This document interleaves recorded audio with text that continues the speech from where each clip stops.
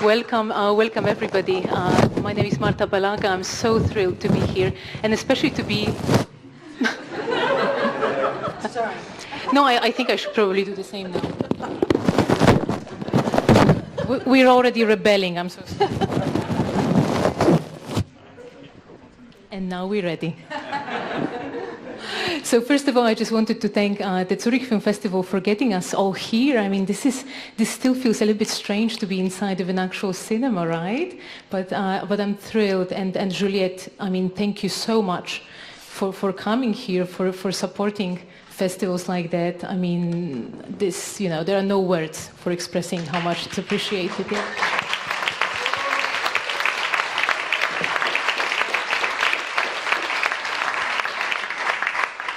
And first of all, congratulations for the award yesterday. You're the first French actress to actually receive the Golden Icon Award. This is a wonderful name. And I just wanted to start by asking you about something that you mentioned yesterday when also accepting the award, when you talked about How to Be a Good Wife by Martine Provost, Bon Épouse.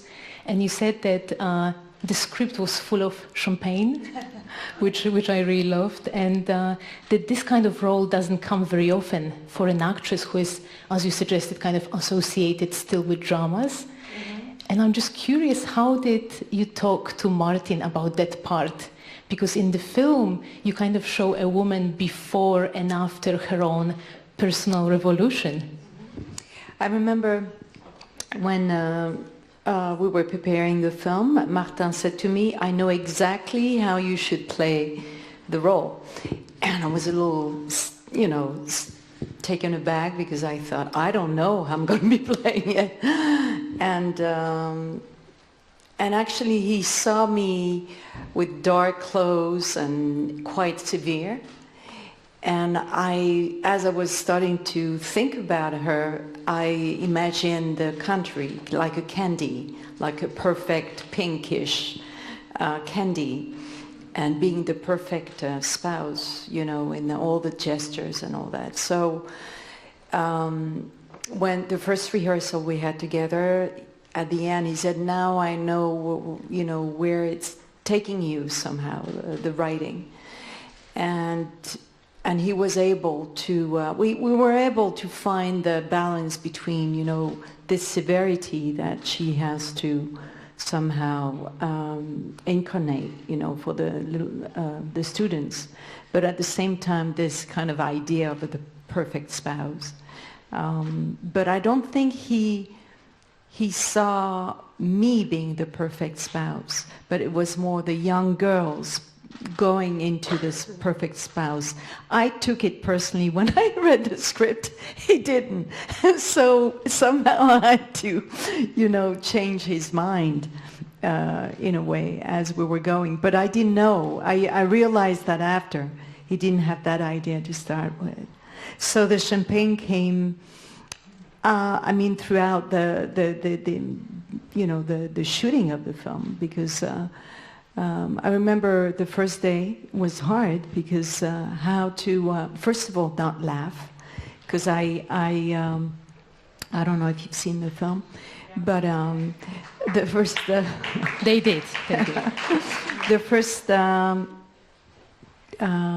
when I saw the nun, the nun with a dark outfit and the sandals and the little how do you call it? Les chaussettes? Socks, thank you.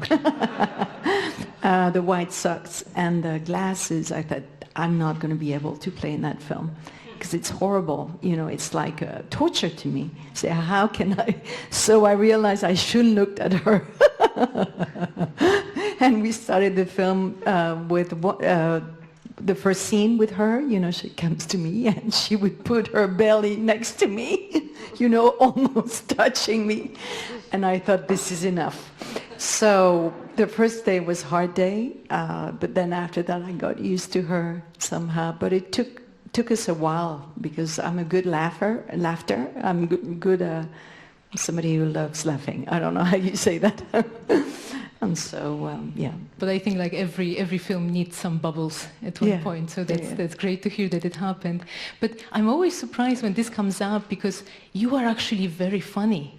I remember seeing you in Slug Bay, for example, which was quite an extreme role. Like, would you mind telling us a little bit about it? Malut. Malut, yeah. I don't know if you seen the film already. If not, I really recommend it. But it was so over the top and extreme and almost slapstick-like. I loved seeing you like that. Would you mind saying like how did it even happen with Bruno? Well, in the writing, there was already quite an extreme of expression. So and I knew it was a comedy, and Bruno pushed me also in that direction. I remember the two actors playing opposite me, the couple. Somehow, I felt that like they were like reuniting against me, you know, doing the couple against the sister or the sister-in-law, and Bruno saw that immediately. So there was the camera, and there was a scene where they were playing in front of the camera, and Bruno came to me and he said, so you just go in front between the camera and them, and you just do like this, you know, in front of the camera without telling them. So when that happened, it was all like tricky jokes and sort of directing in order to get that kind of fun situation. It felt like it. I can only imagine how it looked like when he was trying to recreate it. But I have to say that for me personally, seeing you in Three Colors Blue, I think it actually made me realize what acting can do. So it was like a very personal revelation in many ways. What was it? A dark? Three Colors Blue. Yeah. And you know, like, how is it even working with Krzysztof Kieślowski? Because I remember, like, one time one journalist wrote about him that nobody exemplified seriousness as well as him.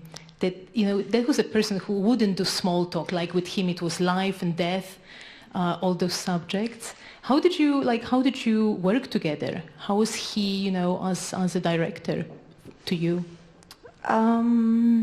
Everything felt natural. So he knew exactly where to put the camera, and the writing was clear. So I remember just he liked rehearsing, so we did, and there was just one or two takes. I had to fight to have a second take most of the time, but there was a sort of lightness as we were going, and a lot of joy, actually. We laughed a lot. It felt natural and easy. Yeah. But yeah, I heard those stories about him kind of preferring to do just one take. Mm-hmm. Why was that the case?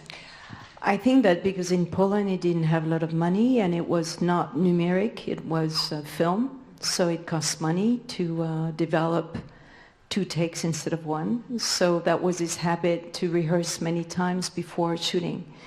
And sometimes we would rehearse like 5 times and then just do one take, and he would say to me, but it wasn't like the rehearsal. I'd say, yeah, I don't know what's happening while I'm shooting, you know, I'm just throwing myself into it and let it be, let it happen. And so I said to him, why don't you shoot the 5 rehearsals?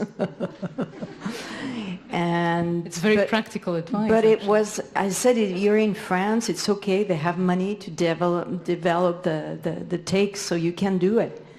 But it was his habit. So we fought it for the first half of the film. I fought every time to be able to do several takes, or at least 2. But when there was a technical problem, he would do another one. But I said, I have a technical problem. Can we do another one?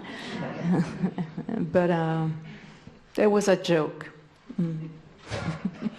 And Vanessa Kirby just won Best Actress Award in Venice, but she actually told me that she wouldn't be able to make this film if she wouldn't see you in that film, in Bleu, because she just couldn't imagine how to portray this kind of grief, losing, you know, the people you love, losing the closest ones.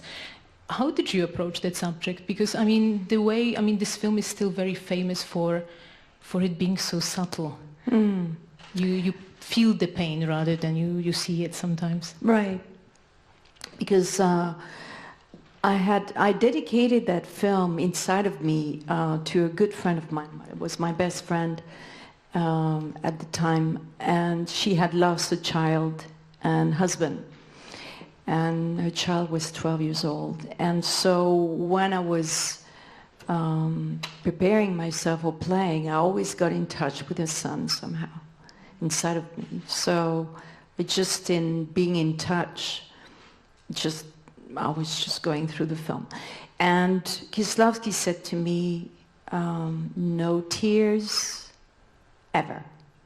And that was rough, I felt, because as a mourning, you know, losing your child and husband. But I think he was right, because it gave us the shock. The shock is so big that even it doesn't come out. Just the first day of shooting, we almost shot 24 hours, and that was not what was prepared. You know, we were supposed to shoot only, you know, like 10 hours or something like that, but because there were so many scenes, it was all the beginning in the hospital. And I remember at the just before starting the movie, he said, I'm only interested in your intimacy. And I didn't understand really what he meant. But then the first day of shooting, because the camera was inside of the sheets, you know, watching the funeral, then I thought, okay, I understand what he means. You know, a woman alone in the morning and in front of watching the film of the burial of the two caskets. I understood then. So, because I thought that I have no escape because he's under the sheets shooting. So I'll go on like that until the end of the shooting. But there was intimacy always, also because I was in touch with this Justin child that I've never met before. But it was a sort of dedication, and also because I knew so much about this friend, what she went through, so it was natural somehow. No, but no crying. This is like Polish way. I can't even imagine. But you actually have Polish roots. Your mother was born in Częstochowa. I think they asked me to moderate it just because I can pronounce it. But I wanted to ask you about, you know, your family and kind of how did they approach your choices? Because I heard this story that once you were still a teenager, I think, and you directed a play by UNESCO, and that's kind of what awakened you. You were like, this is theater, this is what I want to do. Yeah, at the end of the play, we just played once, and we rehearsed the whole year. At the end of it, I knew I wanted to do theater. It was clear. No matter what it took, no matter how difficult, I knew that was the creation together was really the essence of what I wanted to do. And I didn't know how and anything like that, but it was clear. And so my mother was there, and we sat down together, and I said to her, I know what I want to do now. And I told her and said, well, it's very difficult. I said, yeah, no matter what. And now we are here. Yeah. And your beginning is a bit peculiar because you started by collaborating with Jean-Luc Godard, which, you know, even just saying that, I'm immediately nervous just to think about how it would feel like. on Hail Mary, and I heard that it was quite a difficult experience. That that it was very different coming to that from maybe a little bit safer environment like in school, and what you experienced with your teachers. Yeah, well, first of all, when you're in front of this kind of icon, you're a little taken aback because you want to be close in a way because you want to be serving something special. But then each time I was coming too close, I felt like this is dangerous field. Don't go close.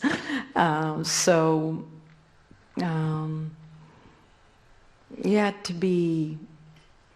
What's wonderful when you go on a set that is new, you need to observe a lot how things going in order to know how to get inside and how to participate into it. So I thought I was not aware of that time of observance, probably. And I heard somewhere that you were also afraid because you couldn't wear makeup, like nobody could during this film, and you were afraid that you're gonna blush. I was afraid because I was blushing all the time. I had my blood was on my, on my cheeks always, and I was blushing a lot. And so I was worried that the blushing was going to be seen. And when they said he's not allowing makeup, I took it really like as some others that were putting makeup that nobody could see. I didn't get that. Yeah. And I remember that you mentioned actually not that film, but Rendezvous as the first experience when you felt distrust with the director, with André Téchiné. Would you mind telling a bit about how it was working with him and kind of like what maybe it taught you, this relationship that can be a bit more about trust and can maybe a little bit safer, I wonder? Well, he was like somehow a father figure. So I just threw myself into the film like, throwing myself into the emptiness. That was really what it was. Because the scenes were tough. First of all, it was very cold in Paris that year. It was 20 degrees under zero or 15, it depended on the days, and I had like really almost nothing on me. So it was tough, and the nude scenes were tough as well, but I just threw myself into it without thinking. And so somehow throwing yourself is easier than having the mental, going on and saying, is that right, is that wrong? I didn't go through that. It was just, okay, this is my chance. I've got to take it and fly with it. That's all. And you sometimes say that you don't really have rules because it changes with every film. Mm-hmm. But especially with those early ones, with few of them you were cast quite late on. I think with the Unbearable Lightness of Being, it was like a week before it began? About a week, and Rendezvous was 3 days before. So, yeah, that was... I wanted to ask, how do you prepare in that situation? But, I mean, you can't really. It's just all not very... Really, no. Yeah. Yeah, you just... throwing yourself is already... trusting is already prep. The Unbearable Lightness of Being, because of the accent, I had to work while we were shooting. So, because the shooting was 5 months long, then I was working as we were shooting. Yeah. And then you had to do like Czech accent in English, right? Yeah. And was it a problem to kind of switch to English for that film? I mean, of course, it sounds in a peculiar way because it's based on Milan Kundera's novel, but was it even a problem for you this first time to kind of, act in a different language, think in a different language maybe also? It's too far away. I can't remember anything. Just kidding. Yeah. The actor repeats. And there's a moment, it's not about the language, it's about what's within, you know, what's in you, and you've got to overcome the difficulty of language. So it is difficult to start with, and also trying to hide your own accent into another accent.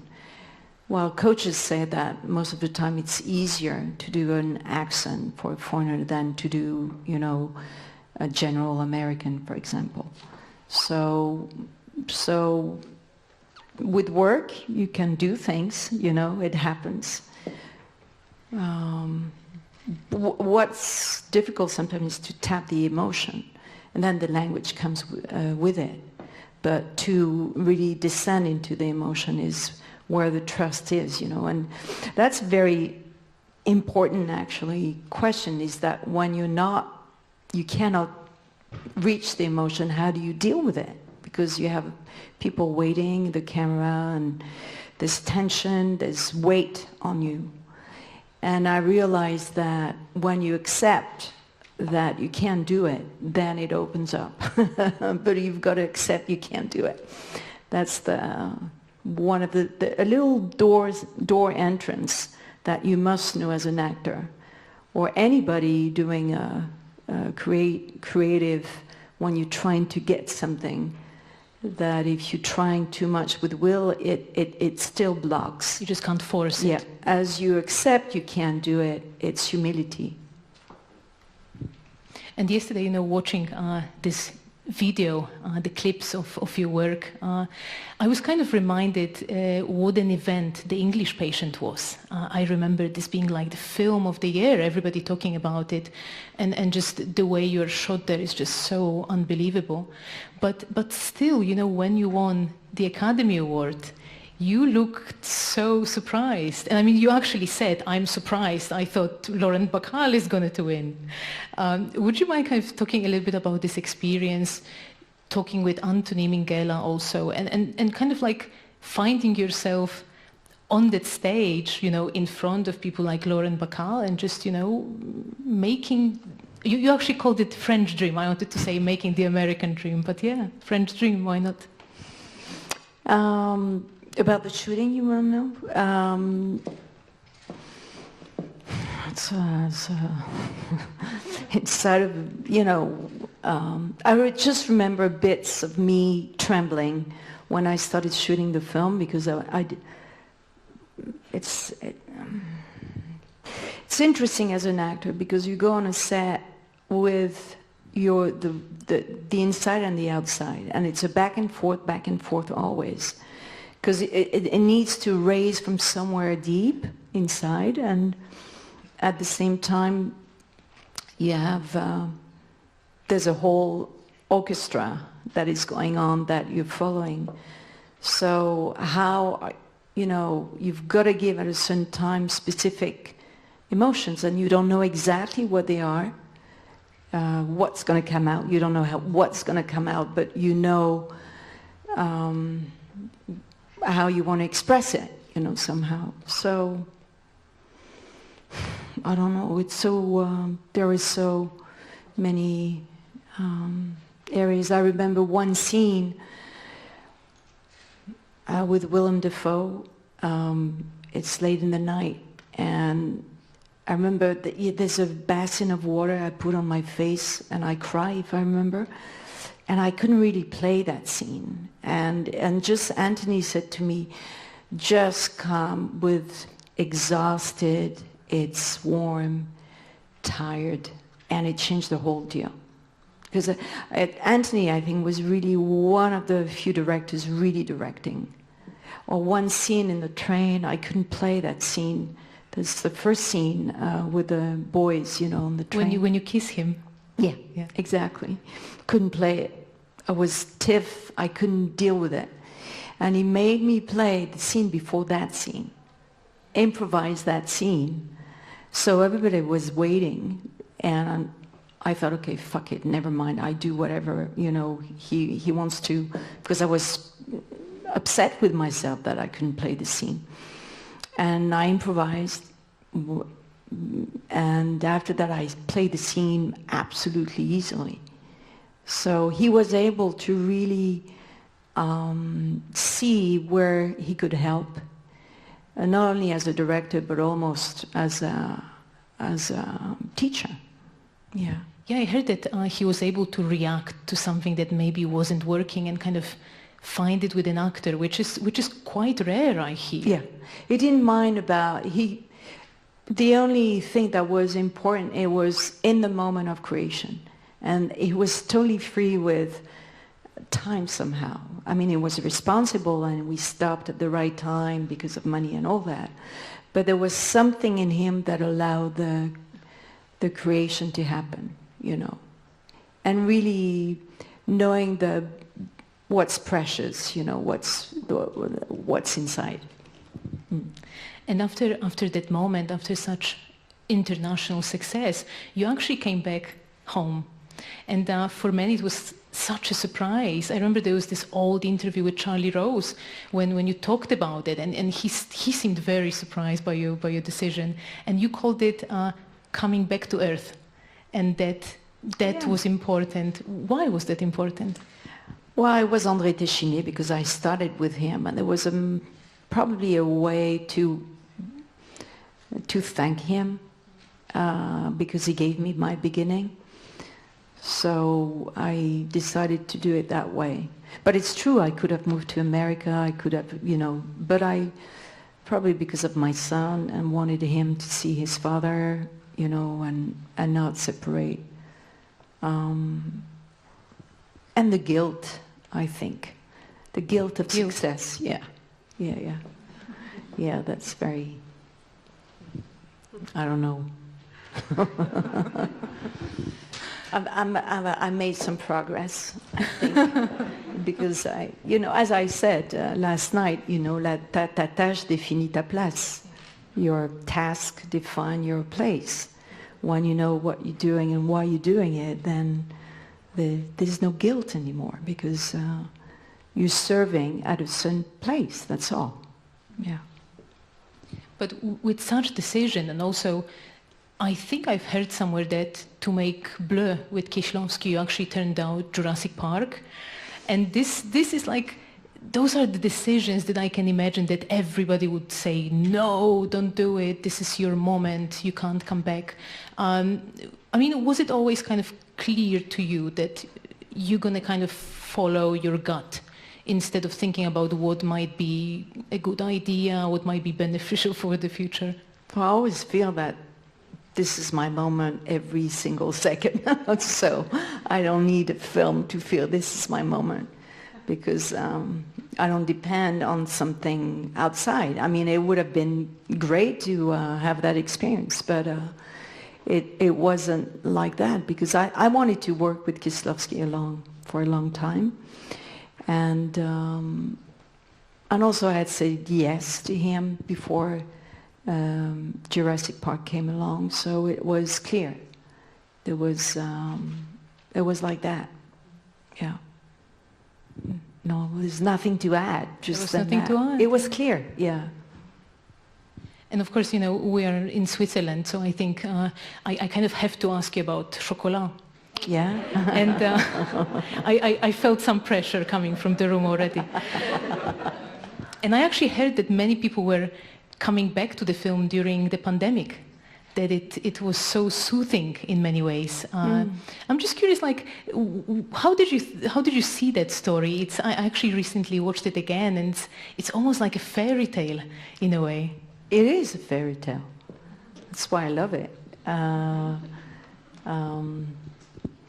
It's true that the book, actually, it's the battle is between the priest and her. You know, it's not the mayor. But from what Harvey Weinstein told me then at the time is that he got call threats. So he had to make it, you know, as it was the mayor battle. I mean, every single moment was just, I have to say, wonderful. It's not always like that, but it was like that. Yeah. I just had my daughter 3 months before. And what can I say? Because this my daughter in the film, so it was. I don't always dedicate a film that I'm doing to, but for me it was dedication to a thank you for having this little girl in my life. So there was also because of generation to generation, in the story, this atavism that is so strong. But Lasse Hallström, the director, was very open to any. He never said no to me, so that it helps. He wouldn't dare. No, I think it's his way of letting the actor be creative and trusting that the actor knows what he can give more, or what's left, where he can push it. Or sometimes if it wasn't there, he would. To continue, it meant that he felt like you could do better. So there was a very harmonious atmosphere. It felt like it on the set. And you met Lena Olin again in front of the camera. How was that, I wonder? Lena it felt to me that she was very fragile. But I think there's because of the character she was playing probably, and also working with her husband. She hadn't been making a film for a while, so there was a lot of going on in her. But it was very good for the part, I think, her and settling feeling. A reunion from the unbearable lightness of being. Yeah, but it was like another relationship almost. Yeah, because on the unbearable lightness of being, she didn't care. Somehow, because she just got a baby. She was breastfeeding at the time, and she was, really in the theater world in Sweden, and didn't care about movies at all. So she took it a little bit like that, and so that was interesting. She was relaxed, really relaxed then. Mm. Thank you. And I was wondering if we already have some questions. If so, I think there's going to be a microphone. So maybe, yes, here is the first question. Do we have a mic, or I just kind of come closer? Maybe I come closer. First of all, I would like to congratulate you, Madame Binoche, on receiving the Golden Icon Award yesterday. Thank you. And I was very touched and moved by the speech you gave, and what you were saying about, in these challenging times, how important it is to just open our hearts, and that, the opposite of love is not hate, but egoism. That really struck a chord with me, and I think it's really important for all of us to hear what you were saying. And I was just wondering if there's anything you'd like to add, or anything that you find also important to say in these challenging times we're in at the moment. There's so much to say. Are you an actress? No. No. I think in wherever your task is, or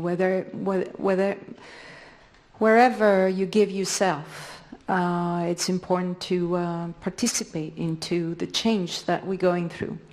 I think there's a transformation we've got to make all together, and each of us, and that's upside down kind of awareness. For me, it's related to that matter. What we see, what we touch, what we feel, is related to another layer. You can call it invisible, you can call it whatever you want. Is to relink this together, because we've been cutting things. We've been cutting ourselves, and a lot of mental have been somehow cheating some of our awareness. That's how I understand it. So to speak out from your truth and to relate the body, the heart and mind together. And as an actor, it's really what it is. If you're not linking all together, it doesn't work. Acting doesn't come through. And I think in your life, it can be the same thing. It's how, when I do something, I've got to relate to it. If you cut yourself into it, I'm doing this, you know, like this, and you can't. You've got to really put everything, and there's no big important and small importance. For me, it's everything. Every moment is possible. Important in a way that it can be light as well. It doesn't need to be heavy and so it's how I feel and how I see things. I don't know if it helps. Are there some actors and directors here in the room? Yes, there is somebody I can see in the Can you middle. raise your arms? Hello. Just one, two. Okay. Are you just saying hello? You also want to ask a question? We actually have a mic now.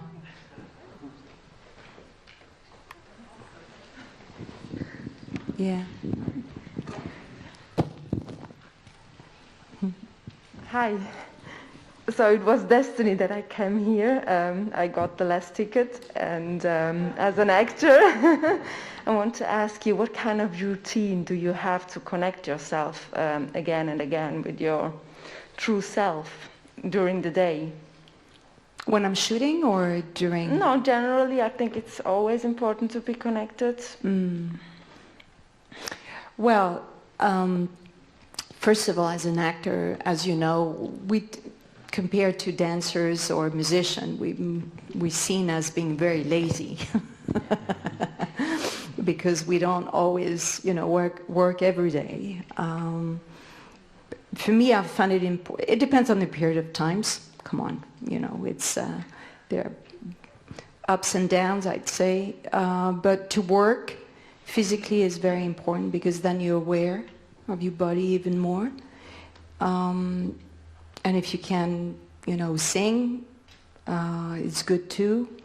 So it's good to have habits of training somehow on a everyday basic life.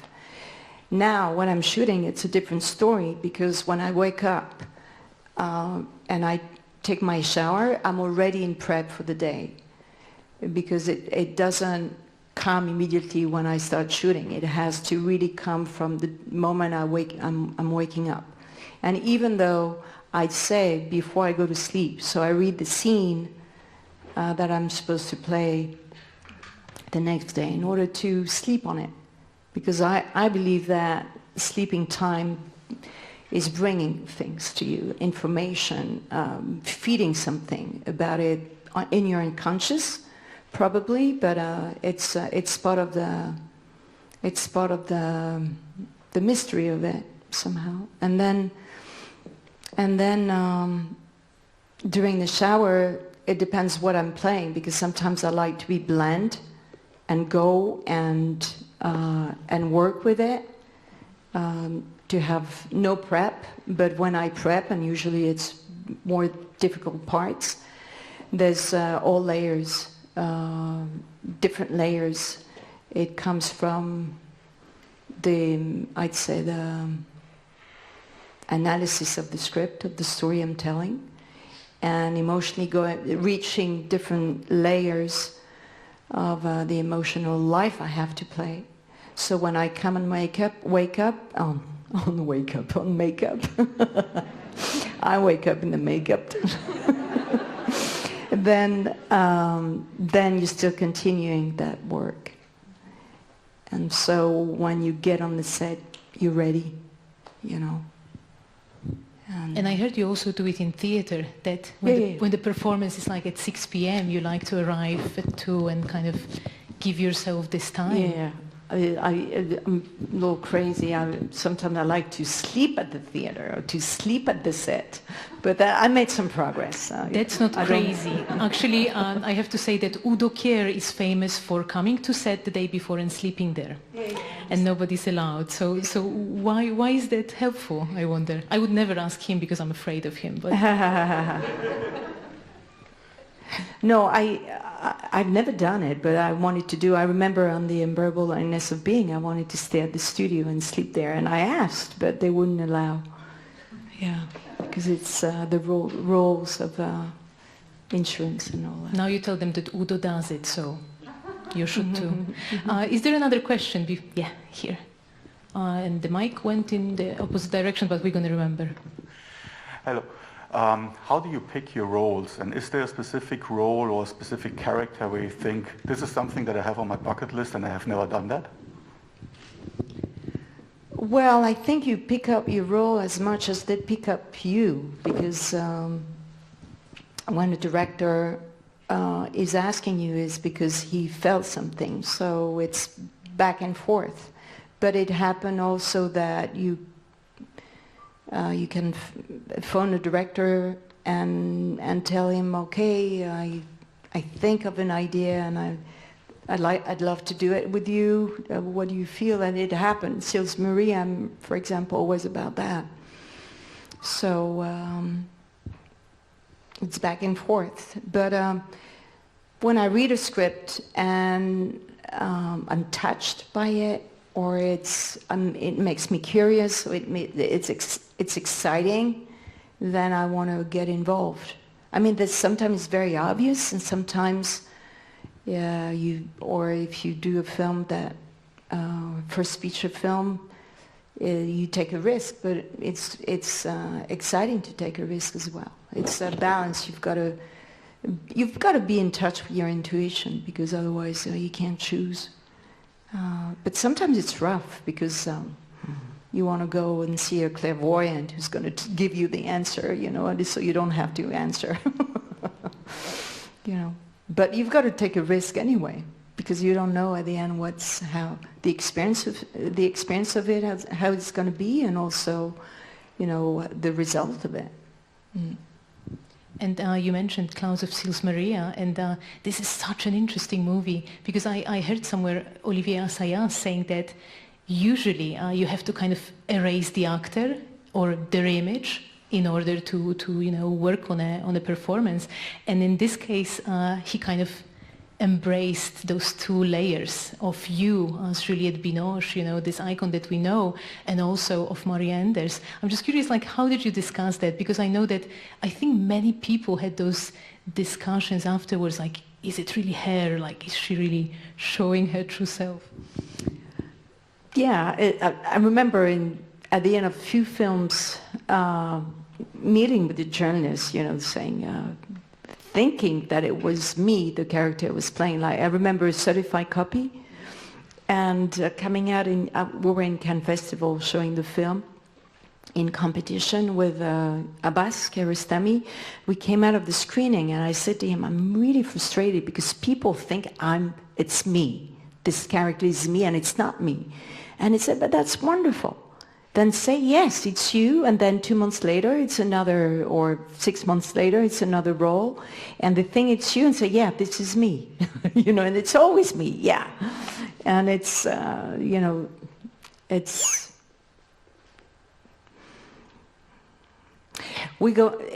thing is, we're going through emotions, and emotions are not you. They're passing through. The error is to identify with the emotions, and that's what we learn. But we live truly through the emotion, so that's the difference. But for me, Maria in Sils Maria is not me, and maybe it's me. I don't know. There's a moment, you don't know anymore. It's always you, as Abbas said. And then it brought you the award in Cannes, so clearly it worked. Yeah. Yeah. There was a question here, if we could borrow the mic again.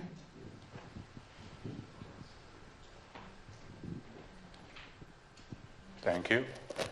For me, it's also a destiny, because I didn't know half an hour before we started that I would get in, so I only got one ticket. We would like to welcome the last-minute guests. My wife gave it to me, which I really thank her for, because she knew that I'm really fond of. I think you are the best actress in the world.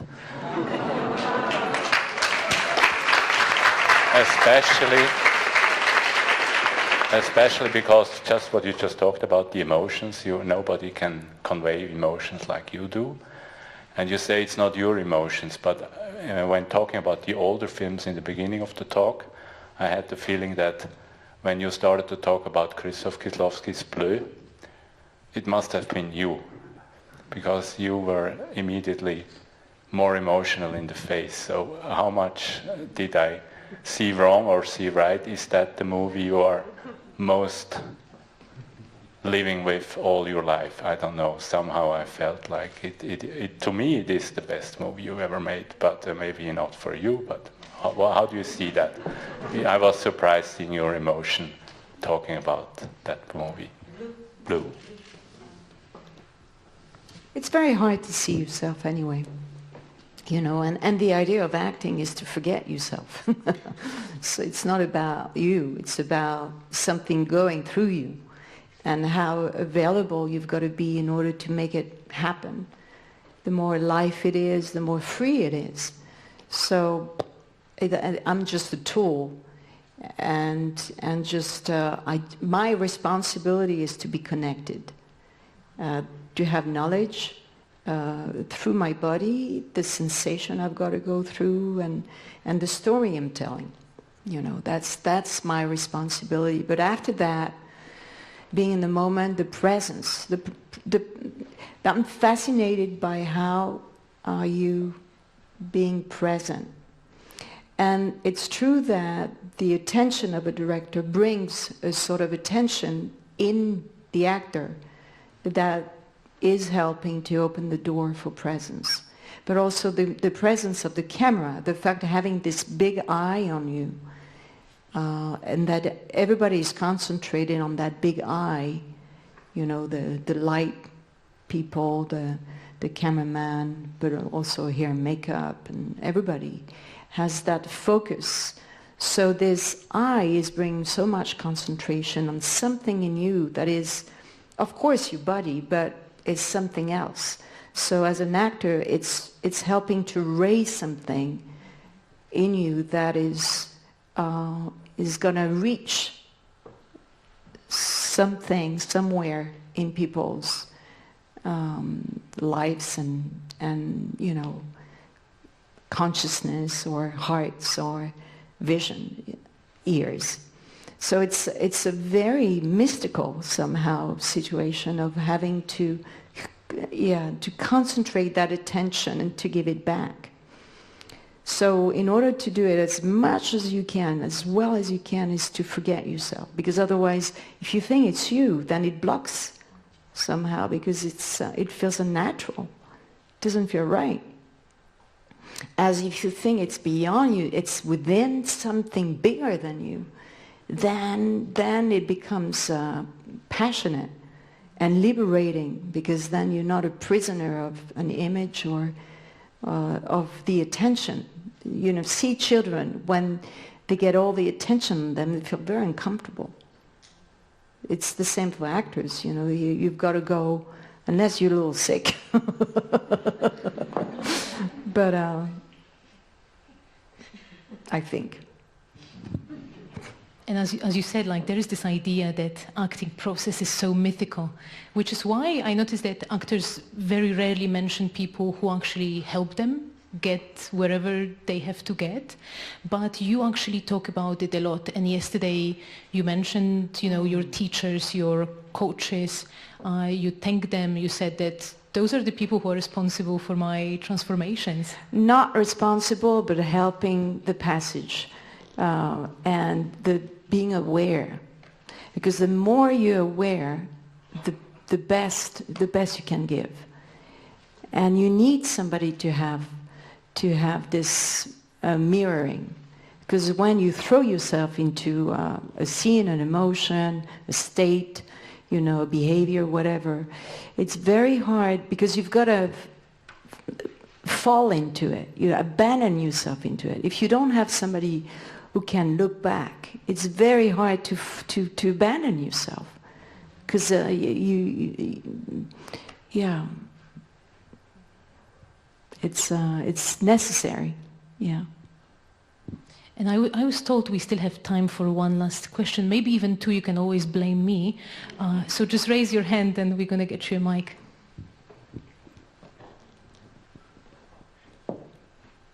Madame Binoche, merci beaucoup pour votre film. I have learned French with your films as I live in Fribourg, in Switzerland. I realize you are not only a beautiful woman, but also, I guess, a beautiful human being, because we are all actors in this life, and you have already have succeeded making what you wanted to make. Maybe you can give us some advice to be better actors. You asked the question, where are the actors in this room? And I think we are all actors. Sometimes we take the life too much seriously, and we lost time making war with our neighbors, with the wife, with the children, and so on. And the most important get forgotten. Maybe you have some ideas. Well, it's true that in acting, one of the things I learned with Susan Batson, who's a wonderful coach, acting coach, is to find the need. What is the need of the character? And if you can define in your personal life what are your needs, it helps, because it clarifies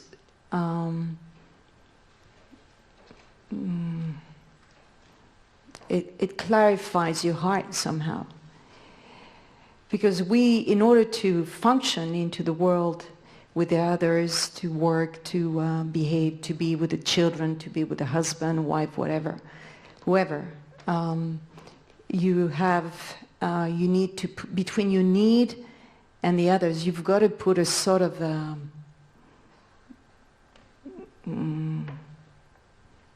we call it public persona that helps you function and be with the others. It doesn't mean that when you have this public persona you're not being truthful, because behind it there's the need. So it's just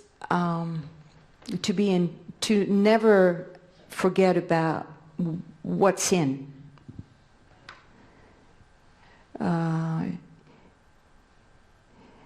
And the more you're aware of that need, somehow it helps to clarify with the others what's your truth. Because the truth of each person depending on a feeling as well. The truth is not objective, the truth is subjective. And when you know that, I think it helps to play, as you're saying, to be your own actor. But it's true that that we're able as human beings to transform, to create yourself. That's what I ended last night, my little speech about that. The most important creation of each of us is oneself. And so you're responsible of yourself in this transformation. And time gives you that. When people complain about time and getting older, I think it's totally insane, because it's really the tool that's going to help you to become who you are, or to let go of all values or habits or things that are not you somehow. So to become, I think time gives you the possibility of being innocent again. I don't think innocence is only belonging to children. I don't know if you've seen sometimes some very old people, they're like children. There's something very innocent about them. I believe that. I believe that this time of, what life gives you, this time of transformation, is really an amazing opportunity of knowledge and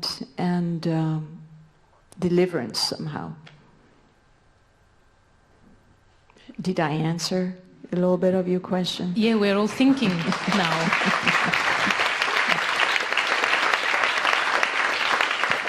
But also to be aware of what triggers this, what triggers in your life, what stops you.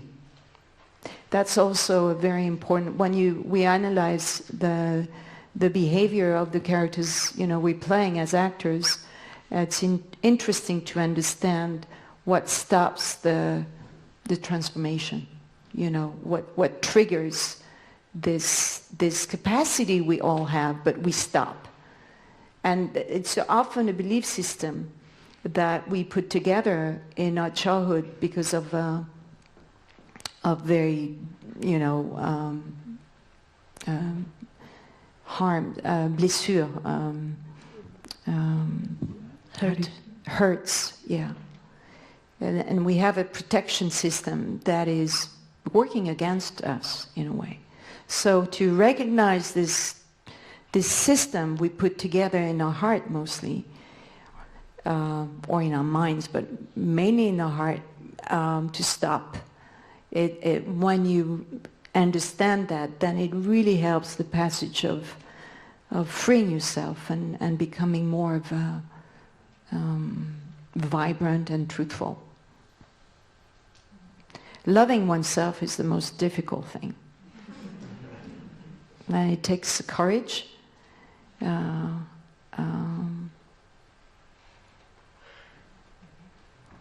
You know.